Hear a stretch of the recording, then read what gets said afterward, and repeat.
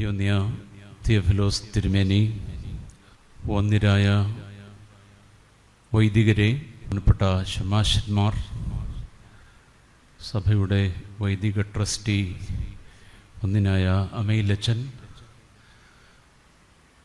അൽമായ ട്രസ്റ്റി ശ്രീ റോണി വർഗീസ്, ഇവിടെ ഈ ശുശ്രൂഷയിൽ പ്രാർത്ഥനാപൂർവം സംബന്ധിക്കുന്ന എല്ലാ പ്രിയപ്പെട്ടവരുമേ, 2000 വർഷം മുമ്പ് യെരുശലേമിലെ ഒരു ഊട്ടുപുരയിൽ നടന്ന ഒരു സംഭവത്തിൻ്റെ അനുരണനങ്ങളാണ്, അനുസ്മരണമാണ് നാം ഈ ശുശ്രൂഷയിലൂടെ ഇന്നത്തേതാക്കി സമകാലീനവൽക്കരിക്കുവാൻ ശ്രമിക്കുന്നത്. നമ്മുടെ കർത്താവ് തൻ്റെ ശിഷ്യന്മാരുമൊത്ത് പെസഹ കഴിക്കുവാനായി മർക്കോസിൻ്റെ മാളികയിലേക്ക് പ്രവേശിക്കുകയും പിന്നീട് വിശുദ്ധ യോഹന്നാൻ മാത്രം രേഖപ്പെടുത്തുന്ന രീതിയിൽ ആ ശിഷ്യന്മാരുടെ കാലുകൾ കഴുകുകയും അവരുടെ കാലുകളെ ചുംബിക്കുകയും അതിനുശേഷം പന്തിരുവരോടൊത്ത് തൻ്റെ പുതിയ പെസഹ സ്ഥാപിക്കുകയും ചെയ്യുന്ന വലിയ സംഭവത്തെയാണ് നാം ഈ ദിവസം ഓർക്കുന്നത്. ഇന്നത്തെ ദിവസത്തെ ഇംഗ്ലീഷിൽ പറയുന്നത് മോണ്ടി തേഴ്സ്ഡേ എന്നാണ്. ഞാൻ പലപ്പോഴും ഇങ്ങനെ ചിന്തിച്ചിട്ടുണ്ട്, എന്താ ഈ മോണ്ടി എന്ന് പറഞ്ഞാൽ അതിൻ്റെ അർത്ഥം എന്താണ്? നമ്മളെല്ലാവരും ഉപയോഗിക്കുന്നൊരു വാക്കാണ്. മോണ്ടി എന്ന് പറയുന്ന വാക്ക് ലാറ്റിൻ ഭാഷയിലെ മാൻഡേറ്റം എന്ന വാക്കിൽ നിന്ന് ഉത്ഭൂതമായതാണ്.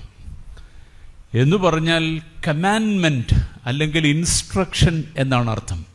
ദാറ്റ് വിച്ച് ഈസ് മാൻഡേറ്റഡ്, നിശ്ചയമായും നിർബന്ധമായും ചെയ്തിരിക്കണം എന്ന് കൽപ്പിക്കുന്നതിനെയാണ് മാൻഡേറ്റ് എന്ന് പറയുന്നത്. നമ്മുടെ കർത്താവ് 2000 വർഷം മുമ്പ് ഈ പെസഹ ദിവസം ചില മാൻഡേറ്റുകൾ നൽകി. ആ 2 മാൻഡേറ്റുകളെ ഓർക്കുന്നത് കൊണ്ടാണ് ഇന്ന് മോണ്ടി തേഴ്സ്ഡേ എന്ന് പറയുന്നത്. ഒന്നാമത്തെ മാൻഡേറ്റ്, ഞാൻ നിങ്ങളുടെ കാലുകൾ കഴുകിയതുപോലെ നിങ്ങളും അന്യോന്യം കാൽ കഴുകണം. ഒന്നാമത്തെ മാൻഡേറ്റ് അതാണ്. രണ്ടാമത്തെ മാൻഡേറ്റ്, വിശുദ്ധ കുർബാന സ്ഥാപിച്ച ശേഷം പറയുകയാണ്, എൻ്റെ ഓർമ്മയ്ക്കായി ഇതിനെ നിങ്ങൾ അനുഷ്ഠിക്കുവിൻ. ഈ 2 മാൻഡേറ്റുകളും ഈ ഊട്ടുപുരയിൽ നടക്കുന്നതാണ്. ആ സംഭവമാണ് നാം ഈ പെസഹ ദിവസം ഓർക്കുന്നതും അതിൻ്റെ ആഘോഷവും ആചരണവും നടത്തുന്നതും. ഞാൻ മുമ്പ് ഓർമ്മിപ്പിച്ചതുപോലെ വിശുദ്ധ യോഹന്നാൻ മാത്രമേ ഈ കാൽകഴുകലിൻ്റെ സംഭവം വിശുദ്ധ വേദപുസ്തകത്തിൽ വിവരിക്കുന്നുള്ളൂ.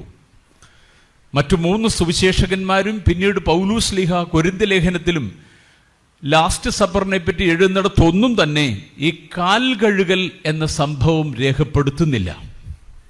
വിശുദ്ധ യോഹന്നാൻ മാത്രം തൻ്റെ സുവിശേഷത്തിൻ്റെ 13-ാം അധ്യായത്തിലാണ് ഈ സംഭവം വിവരിക്കുന്നത്. പ്രിയപ്പെട്ടവരെ, ഈ യോഹന്നാൻ്റെ സുവിശേഷത്തിലെ 12-ാം അധ്യായം മുതൽ 20-ാം അധ്യായം വരെയുള്ള 9 അധ്യായങ്ങൾ, അത്രയും അധ്യായങ്ങൾ 24 മണിക്കൂറിൻ്റെ ചരിത്രമാണ്, വൃത്താന്തമാണ് പറയുന്നത്. നമ്മുടെ കർത്താവിൻ്റെ ഏറ്റവും അവസാനത്തെ 24 മണിക്കൂറിൻ്റെ ചരിത്രമാണ് ഈ 21 അധ്യായങ്ങളുള്ള ഈ വലിയ ഈ സുവിശേഷത്തിൽ ഈ 9 അധ്യായങ്ങൾ വിവരിക്കുന്ന ഒറ്റ സംഭവമാണ്. അത് തുടങ്ങുന്നതാണ് ഈ പറയുന്ന ഭാഗത്ത്. അപ്പോൾ ഈ 3 സുവിശേഷകന്മാർ ഒരുപക്ഷെ വിട്ടുപോയ അല്ലെങ്കിൽ രേഖപ്പെടുത്താതെ പോയ ഒരു സംഭവമാണ് ഈ കാൽകഴുകൽകൻ്റെ സംഭവം. സർവോന്നതനായ ദൈവം താഴേക്കിറങ്ങി വന്ന് മനുഷ്യരുടെ കാലു പിടിക്കുന്ന വളരെ വിചിത്രമായ ഒരു സംഭവത്തെയാണ് ഈ കാൽകഴുകിൽ നമ്മൾ കണ്ടെത്തുന്നത്. നമ്മുടെ കർത്താവിനെ പറ്റി പറയുന്നത്, അവൻ സ്വർഗോന്നതികളിൽ വസിച്ചിരുന്നവൻ അതെല്ലാം വിട്ട് സ്വയം വെറുമയാക്കി ശൂന്യവൽക്കരിച്ച് ഇറങ്ങി വരികയാണ്. ഈ കാലുകഴുകലിന്റെ സമയത്ത് മാത്രമല്ല ഈ ശൂന്യവൽക്കരണം. ഈ കെനോസിസ് അല്ലെങ്കിൽ സെൽഫ് ഡിനയൽ എന്ന് പറയുന്നത് ആദ്യം നടക്കുന്നത് വിശുദ്ധ മറിയാമിന്റെ വയറ്റിലാണ്. ഈ പ്രപഞ്ചത്തിലെങ്ങും ഒടുങ്ങാത്ത ഒരു ദൈവം, ഇതിനെ മുഴുവനും വിശ്വംഭരൻ എന്ന് വിളിക്കാവുന്ന ദൈവം ഒരു പാവപ്പെട്ട കന്യകയുടെ ഉദരത്തിലേക്ക് ചുരുങ്ങിക്കൂടിയ സംഭവമാണ് യഥാർത്ഥ കെനോസിസ്. ആ കെനോസിസിന്റെ അല്ലെങ്കിൽ ആ ചുരുങ്ങലിന്റെ, ആ സെൽഫ് ഡിനയലിന്റെ ഒരു റിഫ്ലക്ഷനാണ് നാം ഈ കാണുന്ന കാൽകഴുകൽ എന്ന ശുശ്രൂഷ. കാൽകഴുകലിന്റെ ശുശ്രൂഷയിൽ ഒരു വേർഷൻ ഇങ്ങനെയാണ് എഴുതിയിരിക്കുന്നത്: താണഖിലേശ നിന്നില താഴ്ത്തി കഴുകി മൺമയരെ ശിഷ്യന്മാരുടെ കാലുകളെ കഴുകി വിനയത്താൽ. ഈ ലോകം കണ്ട ഏറ്റവും വലിയ വിനയത്തിൻ്റെ പാഠമാണ് കാൽകഴുകലിലൂടെ നാം ശ്രദ്ധിക്കുന്നത്. അപ്പോൾ വളരെ ഐതിഹാസികവും അസദൃശവുമായ ഒരു സംഭവം, അത് ഇവിടെ ആഘോഷിക്കുമ്പോൾ, ആചരിക്കുമ്പോൾ ഒരു കാര്യം വ്യക്തമായിട്ട് നാം മനസ്സിലാക്കിയിരിക്കണം. ഇത് കേവലം ഒരു ആചരണമായി, ഒരു നാടക ആവിഷ്കാരമായി തീരാനുള്ള പരിപാടിയല്ല. നമ്മുടെ കർത്താവ് നിങ്ങളെല്ലാവരും അന്യോന്യം അനുഷ്ഠിക്കണമെന്ന് കൽപ്പന തന്നുപോയ ഒരു അനുഭവമാണ് ഇത്. അതുകൊണ്ട് ആചരണത്തിൻ്റെ തലത്തിൽ നിന്ന് ഇതൊരു അനുഭവത്തിൻ്റെ തലത്തിലേക്ക് വരണം എന്നാണ് എനിക്ക് ആദ്യമായിട്ട് പറയാനുള്ളത്. പലയിടത്തും ഈ കാലുകഴുകലിൻ്റെ ശുശ്രൂഷയ്ക്കാണ് ആളുകൾ ഇപ്പോൾ കുറഞ്ഞു കാണുന്നത്. കാരണം അതൊരു നാടകാവിഷ്കാരം എന്ന തരത്തിലേക്ക് പലരും അതിനെ ചുരുക്കാൻ ശ്രമിക്കുന്നത് കൊണ്ട് ഇങ്ങനെ സംബന്ധിക്കുന്ന ആളുകളുടെ സംഖ്യ ചിലയിടത്തൊക്കെ കുറയുന്നുണ്ട്. പ്രിയപ്പെട്ടവരെ, ഇത് ഇവിടെ മാത്രം ചുരുങ്ങി നിൽക്കേണ്ട ഒരു കാര്യമല്ല. ഇത് നമ്മുടെ അനുഭവ തലത്തിലേക്ക് ഓരോരുത്തർക്കും നമുക്ക് ഒരു പാഠമാകേണ്ട കാര്യമാണ് എന്നാണ് എനിക്ക് ആദ്യമായിട്ട് പറയാനുള്ളത്.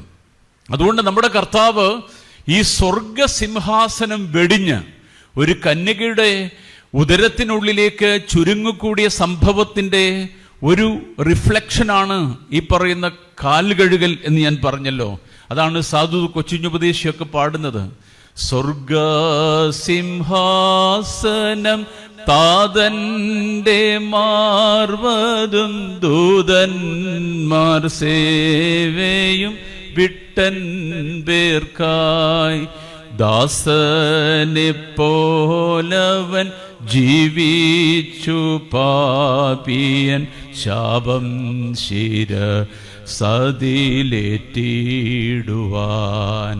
ഞാൻ പറഞ്ഞു വന്നത്, ഈ കാൽകഴുകൽ നമ്മുടെ കർത്താവിൻ്റെ സെൽഫ് ഡെനയലിൻ്റെ ഒരു പ്രത്യക്ഷത്തിലുള്ള ഒരു വലിയ അനുഭവമാണിത്. പ്രിയപ്പെട്ടവരെ, നമ്മുടെ ഭാരതത്തിൽ ഇങ്ങനെ ശൂന്യവൽക്കരണത്തിൻ്റെ അല്ലെങ്കിൽ സിംഹാസനങ്ങൾ വേണ്ട എന്ന് വയ്ക്കുന്ന അധികാരത്തിൻ്റെ പ്രമത്തത മാറ്റിവെക്കുന്ന ഒട്ടേറെ സംഭവങ്ങളുണ്ട്. നമ്മുടെ ഭാരതത്തിൻ്റെ പേര് തന്നെ എന്താണ് വന്നിരിക്കുന്നത്? ഭരതൻ എന്ന് പറയുന്ന ആളിൻ്റെ പേരിൽ നിന്നാണ്. ഭരതൻ എന്ന് പറഞ്ഞ ആൾ എന്താ ചെയ്തത്? എനിക്ക് ഇപ്പോൾ അർഹമായിരിക്കുന്ന സിംഹാസനം വേണ്ട എന്ന് പറഞ്ഞിട്ട് തൻ്റെ ജ്യേഷ്ഠനായ രാമൻ്റെ പാദുകങ്ങൾ എടുത്ത് സിംഹാസനത്തിൽ വെച്ച് പൂജിച്ചവനാണ്. ആ ഭരതൻ്റെ സംസ്കാരം ഉൾക്കൊള്ളുന്നൊരു നാട്ടിലാണ് നാം ജീവിക്കുന്നത്. അതുകൊണ്ട് ഭാരതം എന്ന് പറയുന്ന വാക്ക് തന്നെ ഈ ഒരു സെൽഫ് ഡിനയലിൻ്റെ ഒരു പര്യായമാണ് എന്ന് ഞാൻ പറയട്ടെ. മാമോദീസ ഏൽക്കുന്ന സമയത്ത് ആദിമസഭയിൽ ഈ കാൽകഴുകൽ കൂടെ നടത്തിയിരുന്നതായിട്ടാണ് ചരിത്രരേഖകളിൽ കാണുന്നത്. ആദിമസഭയിൽ ആദ്യ 2-3 നൂറ്റാണ്ടുകളിൽ മാമോദീസ ഏറ്റിരുന്നവർ കാൽകഴുകൽ കൂടെ നടത്തിയിരുന്നു എന്ന് എഴുതിയിട്ടുണ്ട്. സുറിയാനി സഭയിലാണെങ്കിൽ സന്യാസ ജീവിതത്തിലേക്ക് പ്രവേശിക്കുന്നവർക്ക്, സന്യാസ ദീക്ഷ സ്വീകരിക്കുന്ന അല്ലെങ്കിൽ റംബാന്മാരാകുന്നവരുടെ കാലുകൾ കഴുകുന്ന രീതിയുണ്ട്. പെസഹ വ്യാഴാഴ്ച കാല് കഴുകുന്ന രീതി നമ്മുടെ സഭയിൽ മെത്രാപ്പോലിത്തന്മാരുള്ളിടത്താണ് സാധാരണ നടത്തുന്നതെങ്കിലും ഇപ്പോഴും അർമേനിയൻ സഭയിലും കത്തോലിക്ക സഭയിലുമൊക്കെ ഇത് വൈദികര് ഓരോ പള്ളിയിലും നടത്തുന്ന ഒരു ശുശ്രൂഷയായിട്ടാണ് നാം കാണുന്നത്. പഴയ നിയമത്തിലേക്ക് വന്നാൽ ഈ കാൽകഴുകൽ നമ്മൾ കാണുന്ന ആദ്യമായിട്ട് വിശുദ്ധ വേദപുസ്തകത്തിൽ കാൽകഴുകൽ കാണുന്നത് വിശ്വാസികളുടെ പിതാവായ അബ്രഹാമിലാണ്. അദ്ദേഹത്തെ സന്ദർശിക്കുവാനായി 3 ദൈവിക പുരുഷന്മാർ കൂടാരവാതിൽക്കൽ നിൽക്കുമ്പോൾ അവരോട് പറയുകയാണ്, നിങ്ങൾ വൃക്ഷത്തിൻ്റെ കീഴിൽ വിശ്രമിക്കുക, ഞാൻ നിങ്ങളുടെ കാലുകൾ കഴുകട്ടെ എന്ന് പറഞ്ഞ് അവരുടെ കാലുകൾ കഴുകുന്ന സംഭവം നമ്മൾ ഉൽപ്പത്തി പുസ്തകം 18-ാം അധ്യായത്തിൽ വായിക്കുന്നുണ്ട്. ആ കാലുകഴുകലിലൂടെ പിന്നീട് അദ്ദേഹം നടത്തിയ അനുപമമായ ആതിഥ്യ മര്യാദയിലൂടെ അബ്രഹാമിന് കിട്ടിയത് ഒരു വലിയ അനുഗ്രഹമാണ്. ഇസഹാക്ക് എന്ന് പറയുന്ന വാഗ്ദത്ത പുത്രനെയാണ് അതുവഴി ലഭിക്കുന്നത്. പഴയ നിയമത്തിൽ നമ്മൾ കാണുന്നത് അവിടെയാണ്.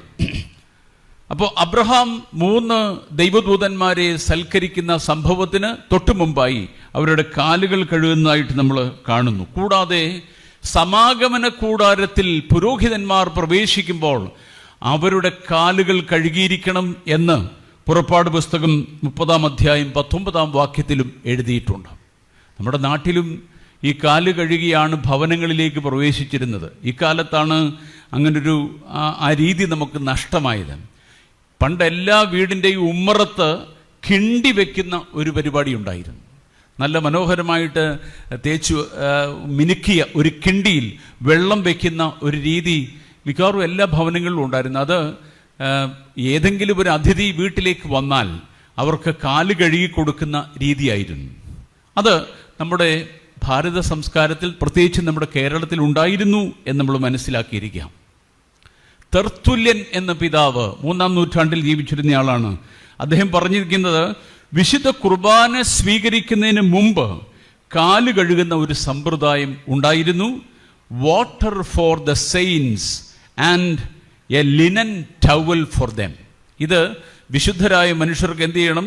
അവർ വിശുദ്ധ കുർബാന അനുഭവിക്കുന്നതിന് മുമ്പായിട്ട്, വിശുദ്ധർ എന്ന് പറയുന്ന ക്രിസ്ത്യാനികളെ പറ്റിയാണ്, അവർ വിശുദ്ധ കുർബാന അനുഭവിക്കുന്നതിന് മുമ്പായി കാല് കഴുകണം. കൂടാതെ അവരുടെ കാല് തുടയ്ക്കാനുള്ള ടവലും സൂക്ഷിക്കണം എന്ന് പറഞ്ഞിരിക്കുന്നു. അതുകൊണ്ട് ഈ സഭാചരിത്രത്തിലും സഭാവിജ്ഞാനീയത്തിലും എല്ലാം ഈ കാലുകഴുകലിന് അതിൻ്റേതായ ഒരു പ്രത്യേകത, ഒരു സ്ഥാനമുണ്ട് എന്ന് ഞാൻ ആദ്യമായി ഓർമ്മിപ്പിക്കട്ടെ. 2 കാര്യങ്ങൾ മാത്രം ഈ കാലുകഴുകലിനോട് അനുബന്ധിച്ചുള്ള സന്ദേശമായി പറയാൻ ആഗ്രഹിക്കുന്നു. ഒന്നാമത്തത്, കാൽ കഴുകൽ ശുശ്രൂഷ അത് ഒരു കുനിയലിൻ്റെ സംസ്കാരമാണ്. കുനിയാൻ പഠിക്കുന്ന സംസ്കാരമാണ് കാൽകഴുകലിൻ്റെ ശുശ്രൂഷ. മാർ അപ്രയം എഴുതുന്നത് ഇങ്ങനെയാണ്: he bend down for us to draw us near to him. അവനിലേക്ക് നമ്മളെ അടുപ്പിക്കാൻ വേണ്ടി നമ്മുടെ കർത്താവ് നമ്മിലേക്ക് കുനിഞ്ഞു എന്നാണ്. കർത്താവാണ് ആദ്യമായിട്ട് ഈ കുനിയലിൻ്റെ സംസ്കാരം നമുക്ക് കാണിച്ചു തരുന്നത്. നമ്മെ അവനിലേക്ക് അടുപ്പിക്കാൻ വേണ്ടി അവൻ നമ്മിലേക്ക് കുനിഞ്ഞു എന്നാണ് മാർ അപ്രയും പറയുന്നത്. അപ്പൊ ദൈവം കുനിയുന്ന സംഭവം കാലുകഴുകിൽ നമ്മൾ കാണുകയാണ്. ഹ്യൂമൻ എന്ന് പറയുന്ന വാക്കാണല്ലോ മനുഷ്യരെ ദ്യോതിപ്പിക്കാൻ നമ്മൾ ഉപയോഗിക്കുന്നത്. ഹ്യൂമൻ എന്ന് പറയുന്ന വാക്കുണ്ടായത് എങ്ങനെയാണ്? ഹ്യൂമസ് എന്ന് പറയുന്ന വാക്കിൽ നിന്ന്. ഹ്യൂമസ് എന്ന് പറഞ്ഞാൽ മണ്ണ് എന്നാണ് അർത്ഥം, എർത്ത് അല്ലെങ്കിൽ സോയിൽ എന്നാണ്. ഓരോ മനുഷ്യനും കുനിയുമ്പോൾ യഥാർത്ഥത്തിൽ അവൻ വന്ന സ്ഥാനത്തേക്ക് തന്നെയാണ് കുനിയുന്നത്. മണ്ണിൽ നിന്ന് വന്നവൻ മണ്ണിലേക്ക് തന്നെ ചായുന്ന സംഭവമാണ് കുനിയുക എന്ന് പറയുന്നത്. അവസാനം നമ്മളെയൊക്കെ ഇവിടുന്ന് പാക്ക് ചെയ്യുമ്പോഴും പറയുന്നത് അത് തന്നെയാണ്: നീ മണ്ണാകുന്നു, മണ്ണിലേക്ക് തന്നെ തിരികെ ചേരും. പ്രിയപ്പെട്ടവരെ, ഈ കുനിയലിൻ്റെ സംസ്കാരം നാം പഠിക്കുമ്പോൾ വിനയത്തിൻ്റെ ആ സമുദ്രത്തിൻ്റെ അടിയിൽ വരെ എത്തുവാൻ നമുക്ക് കഴിയും. കുനിയൽ സംസ്കാരം ഇല്ലാതെ പോകുന്നു എന്നുള്ളതാണ് ഇന്നത്തെ കാലഘട്ടത്തിൻ്റെ ഏറ്റവും വലിയ ഒരു സങ്കടം.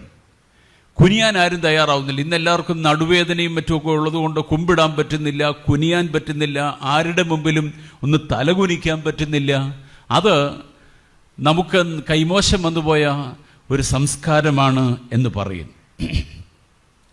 അപ്പൊ കുനിയൽ സംസ്കാരത്തിന് നമ്മുടെ കർത്താവ് അനുവർത്തിച്ച 2 കാര്യങ്ങൾ. ഒന്നാമത് അവൻ അധികാരത്തിൻ്റെ മേലങ്കി അഴിച്ചു വെച്ചു എന്നുള്ളതാണ്. ആ കാലുകഴുകൽ തുടങ്ങുന്നതിന് രണ്ട് കാര്യങ്ങളാണ് ചെയ്തത്. ഒന്ന്, അധികാരത്തിൻ്റെ മേലങ്കി അവൻ അഴിച്ചു വെച്ചു. രണ്ട്, അരയിൽ തൂവാല ചുറ്റി. അത് ദ ഡ്രസ് ഫോർ സർവീസ്. അത് സേവനത്തിൻ്റെ വസ്ത്രമാണ്, സേവനത്തിൻ്റെ യൂണിഫോമാണിത്. അപ്പോൾ ഒന്ന്, അധികാരത്തിൻ്റെ മേലങ്കി മാറ്റിവെക്കുകയും പിന്നീട് സേവനത്തിൻ്റെ ഒരു വസ്ത്രം ധരിക്കുകയും ചെയ്തു എന്നുള്ളതാണ് നമ്മൾ മനസ്സിലാക്കിയിരിക്കേണ്ടത്. നമ്മുടെ കർത്താവിൻ്റെ കാലുകഴുകൽ സംഭവത്തെ നാം ഓർക്കുമ്പോൾ ഈ രണ്ട് കാര്യങ്ങളും നമ്മൾ ഓർക്കണം. അധികാരം അത് പലപ്പോഴും നമുക്ക് അഹങ്കാരമുണ്ടാക്കുന്നതാണ്. ഇപ്പോൾ ഇന്ന് തന്നെ നമ്മുടെ ജനങ്ങളെ എല്ലാം നന്നാക്കാൻ വേണ്ടി എന്തെല്ലാം വാഗ്ദാനങ്ങളാണ് ഇന്ന് 2-3 മുന്നണികൾ ഇന്ന് ഇറക്കിയിരിക്കുന്നത്. ജനാധിപത്യത്തിൽ ഇപ്പോൾ ഇനി 6-7 ദിവസം നമുക്ക് വാഗ്ദാനങ്ങളുടെ പെരുമഴയാണ്. ഇനി ഇലക്ഷൻ തീരുന്നവരെ നമുക്കിവിടെ ജനത്തിന് കിട്ടാവുന്ന എല്ലാ വാഗ്ദാനങ്ങളും കിട്ടും. അതിനൊക്കെ നമ്മുടെ രാഷ്ട്രീയക്കാരും മിടുക്കരാണ്.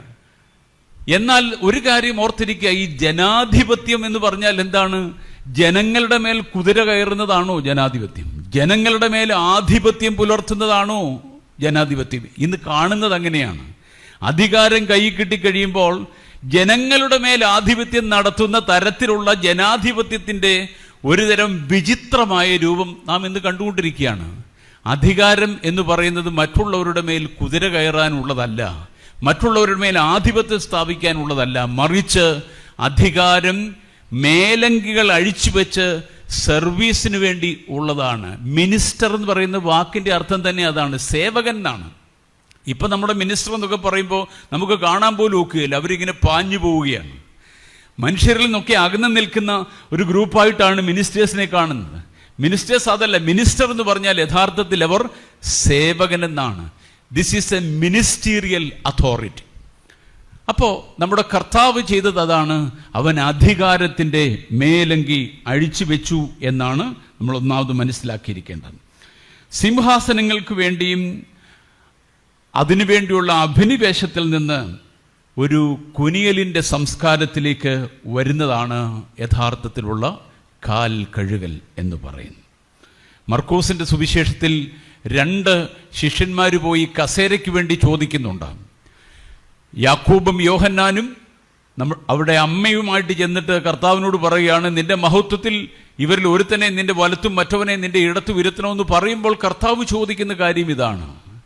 ഇങ്ങനെയുള്ള കസേരകൾക്ക് വേണ്ടിയാണോ, മഹത്വത്തിന് വേണ്ടിയാണോ, അധികാരത്തിൻ്റെ ആ വലിയ പ്രമത്തതയ്ക്ക് വേണ്ടിയാണോ നാം കർത്താവിൻ്റെ പിറകെ പോകുന്നത്? അതിനല്ല, നിങ്ങൾ കുനിയുവാനാണ് ശ്രമിക്കേണ്ടത് എന്ന് കർത്താവ് പറയുന്നു. അതുകൊണ്ട്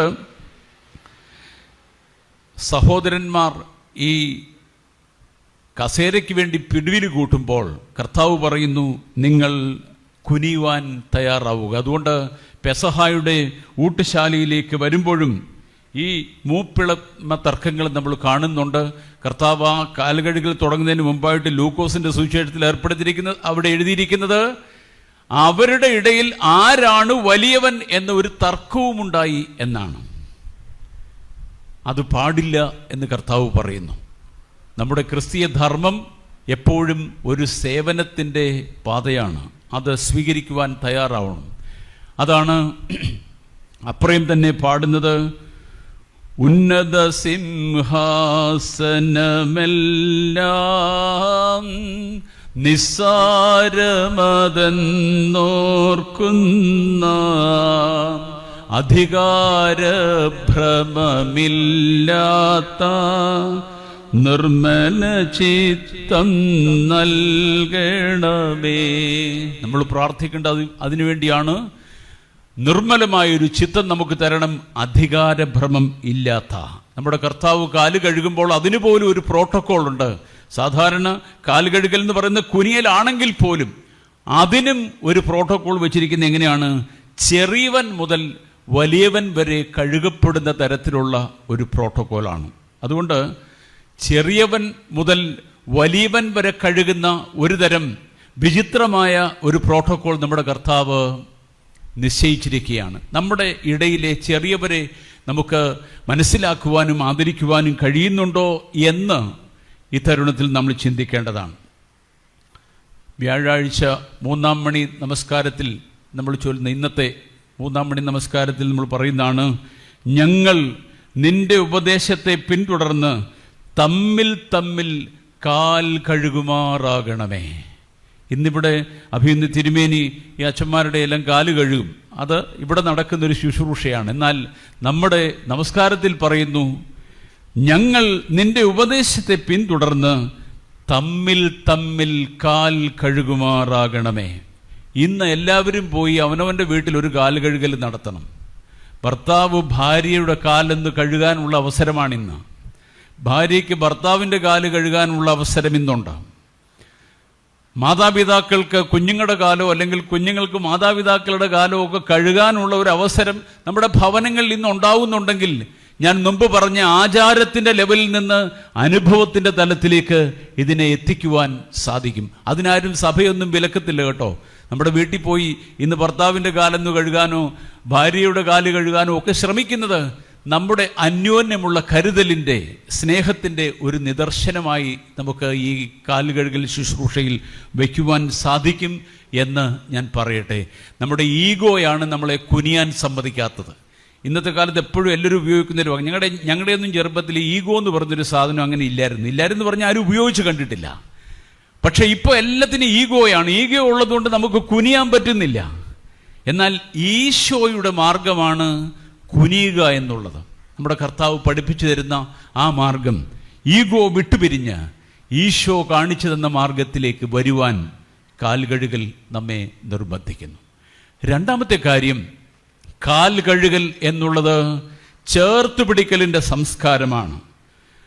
നമ്മുടെ കർത്താവ് കാല് കഴുകിയപ്പോൾ ഞാൻ ഓർക്കുമായിരുന്നു, അവിടെ വന്നിരുന്നവരൊക്കെ കാലൊക്കെ എത്ര വൃത്തികെട്ടവരായിരുന്നായിരിക്കും. പത്രോസിൻ്റെ കാലെന്ന് ഓർത്ത് നോക്കിക്കുക, അത് മിക്കവാറും ഒക്കെ വെടിച്ച് കീറി ഒത്തിരി നഖത്തിനിടയിലൊക്കെ ചെളിയൊക്കെ പിടിച്ചൊരു കാലായി ആയിരിക്കാനാണ് സാധ്യത. ഞാൻ കഴിഞ്ഞ ഏതോ ഒരു വർഷം ഒരാളുമായിട്ട് സംസാരിച്ചപ്പോൾ അദ്ദേഹം പറയുകയാണ്, അച്ഛാ എൻ്റെ കാലിന്ന് ഉച്ച കഴിഞ്ഞ് തിരുമേനി കഴുകുന്നുണ്ട്, അപ്പം ഞാൻ രാവിലെ പോയി ഒന്ന് പെഡിക്യൂർ ചെയ്യാൻ പോവാണ് എന്ന് പറഞ്ഞ കാലിലോ ഒന്ന് വെടിപ്പാക്കി വൃത്തിയാക്കി കൊണ്ടുവരാൻ പോവാന്നൊരാൾ എന്നോട് പറഞ്ഞു. നമ്മുടെ അച്ഛന്മാരൊക്കെ അങ്ങനെയായിരിക്കും വന്നേക്കുന്നത്. പക്ഷേ ഒരു കാര്യം ശ്രദ്ധിക്കുക, നമ്മുടെ കർത്താവ് കാല് കഴിയപ്പോൾ ഏറ്റവും വൃത്തിഹീനമായ കാലുകളാണ് കർത്താവ് കഴുകിയത്. അപ്പോൾ അങ്ങനെ ഈ ചേർത്തു നിർത്തുന്ന കർഷകനെയും തീരദേശത്ത് താമസിക്കുന്ന തൊഴിലാളിയെയും ഒന്നുമില്ലാത്തവനെയും എല്ലാം ചേർത്തു നിർത്തുന്ന ഒരു സംസ്കാരം കൂടെ ഈ കാലുകഴുകൽ നമുക്ക് തരികയാണ്. അപ്പോൾ ഇടയ്ക്കിടയ്ക്കൊക്കെ പൊട്ടത്തരം വിളിച്ചു പറയുന്ന പത്രോസിനെയും തന്നെ ഒറ്റുകൊടുക്കുന്ന യൂദാസിനെയും ഇടയ്ക്കിടയ്ക്ക് ചോദ്യങ്ങൾ ഉയർത്തുകൊണ്ടിരിക്കുന്ന തോമാ ശ്ലീഹായെയും ഒക്കെ അവിടെ ഇരുത്തി കഴുകുകയാണ് നമ്മുടെ കർത്താവ്. അപ്പോൾ ഈ വലിപ്പച്ചെറുപ്പമില്ലാതെ മൂപ്പിളമ തർക്കങ്ങളില്ലാതെ എല്ലാവരെയും ഒരുപോലെ ചേർത്ത് പിടിക്കുന്ന ഒരു സംവിധാനമാണ് കാലുകഴുകൽ ഉണ്ടാവേണ്ടത്. ഈ കാലുകഴുകലിൻ്റെ പരിപാടി കഴിഞ്ഞ് കുറച്ച് കഴിഞ്ഞ് നമ്മൾ വേറൊരു കാര്യം കാണുന്നുണ്ട്, കൈകഴുകൽ എന്ന് പറഞ്ഞൊരു പരിപാടിയും കാണുന്നുണ്ട്. അത് ഒരു ഭരണാധികാരി ചെയ്തതാണ്. എനിക്ക് ഈ രക്തത്തിൽ പങ്കില്ല എന്ന് പറഞ്ഞ് കൈ കഴുകി ഒഴിഞ്ഞു പോകുന്ന രീതി, ഒരുത്തനെ ഒഴിവാക്കുക, എക്സ്ക്ലൂസീവ് ആകുന്ന രീതിയാണിത്. നമ്മുടെ കർത്താവിൻ്റേത് ഒരു ഇൻക്ലൂസീവത്തിൻ്റെ ഒരു ശൈലിയാണ്. അത് an authority which washes feet and an authority which washes hands. ഇത് രണ്ടും നമ്മൾ ഓർത്തിരിക്കണം. രണ്ടുപേരും ഓരോ അതോറിറ്റികളാണ്. ഒരു അതോറിറ്റി കാല് കഴുകി എല്ലാവരെയും കൂടെ നിർത്താൻ ശ്രമിക്കുമ്പോൾ വേറൊരു അതോറിറ്റി കൈ കഴുകി കുറെ പേരെ മാറ്റി നിർത്താൻ ശ്രമിക്കുന്ന കാഴ്ച. ഇത് രണ്ടും 24 മണിക്കൂറുകളിൽ നമ്മൾ കാണുന്നതാണ്. പ്രിയപ്പെട്ടവരെ, നമുക്ക് ഈ കാലുകഴുകലിൻ്റെ യഥാർത്ഥമായ അന്തർധാരയിലേക്ക് വന്നെത്താം. മറ്റുള്ളവരെ കൂടെ ചേർത്ത് നിർത്തുന്ന, അവരെയും കൂടെ നമ്മുടെ സ്നേഹവലയത്തിനുള്ളിലേക്ക് ആക്കി തീർക്കുന്ന മനോജ്ഞമായ ഒരു സന്ദേശം, അതിനുള്ള ഒരു ഒരുക്കം നമുക്ക് ഈ ദിവസം ഉണ്ടാവട്ടെ എന്ന് പ്രാർത്ഥിക്കുന്നു. ഈ മാർ അപ്രേമിൻ്റെ ഒരു കൊട്ടേഷനൂടെ ഞാൻ വായിച്ച് അവസാനിപ്പിക്കുകയാണ്. The true test of Christianity is not about loving Jesus but loving Judas. Showing love to someone like Jesus is so easy, but loving someone hard to love, a sinner like Judas, is difficult. യേശുക്രിസ്തുവിനെ നമുക്ക് സ്നേഹിക്കാൻ എളുപ്പമാണ്, സ്നേഹവാനായ കർത്താവിനെ സ്നേഹിക്കാൻ എളുപ്പമാണ്. എന്നാൽ സ്നേഹിക്കാൻ ഒരു അർഹതയുമില്ലാത്ത യൂദാസിനെ സ്നേഹിക്കുന്നതാണ് യഥാർത്ഥത്തിലുള്ള സ്നേഹം. ആ സ്നേഹവലയത്തിലേക്കാണ് കാലുകഴുകലിലൂടെ നമ്മുടെ കർത്താവ് എല്ലാവരെയും കൊണ്ടെത്തിക്കുന്നത്. നമുക്കും ആ ഉത്തുംഗമായ സ്നേഹശൈലിയിലേക്ക് വരുവാൻ തക്കവണ്ണം ഈ കാലുകഴുകൽ പ്രയോജകമാവട്ടെ എന്ന് പ്രാർത്ഥിച്ചുകൊണ്ടും ആശംസിച്ചുകൊണ്ടും ഇങ്ങനെ ഇവിടെ വന്ന് ഈ ധ്യാനപ്രസംഗം നടത്താനുള്ള അവസരം തന്ന ബഹുമാനപ്പെട്ട എൽദോ അച്ഛനോടുള്ള നന്ദി അറിയിച്ചുകൊണ്ടും നിർത്തുന്നു. ദൈവം അനുഗ്രഹിക്കട്ടെ.